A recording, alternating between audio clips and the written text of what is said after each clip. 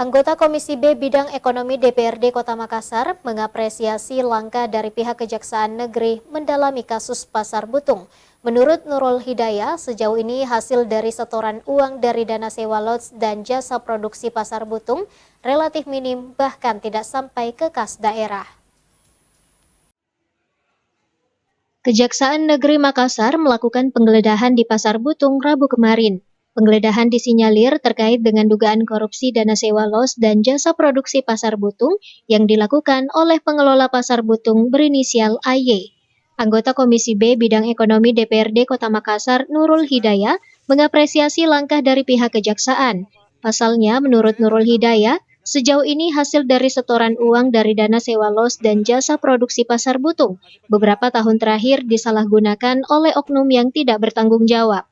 Akibatnya, hasilnya uang setoran yang masuk ke kas pemerintah kota menjadi minim. Adanya penyimpangan retribusi tersebut juga sangat merugikan bagi pelaku ekonomi yang ada di dalam pasar. Dewan berharap setelah Pasar Butung diambil alih pemerintah kota, pengelolaan dapat ditata ulang seperti penerimaan retribusi los, retribusi perparkiran, sehingga pendapatan yang masuk ke pemerintah kota dapat bertambah. Yang dibenahi itu ya tentunya masalah retribusinya, terus perparkiran kalau bisa kan ada juga hak pemerintah kota di situ kan di dalam di bawah itu di kalau nggak salah di basementnya itu pasum siswa itu ada pasum, ada haknya pemerintah kota juga di situ.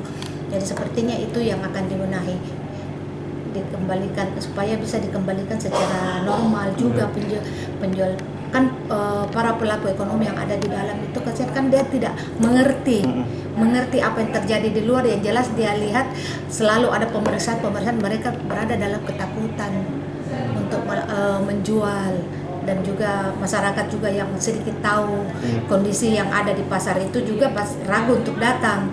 Mereka menganggap bahwa tidak ada sudah kurang penjual di sana. Itu kan kasihan juga. Dugaan korupsi tersebut telah ada terduga tersangka, yakni Ketua Koperasi Serba Usaha atau KSU, Bina Duta sekaligus pengelola pusat grosir Butung berinisial AY dalam kasus yang merugikan negara sekitar 15 miliar rupiah. Ardi Jaho, Slebes TV.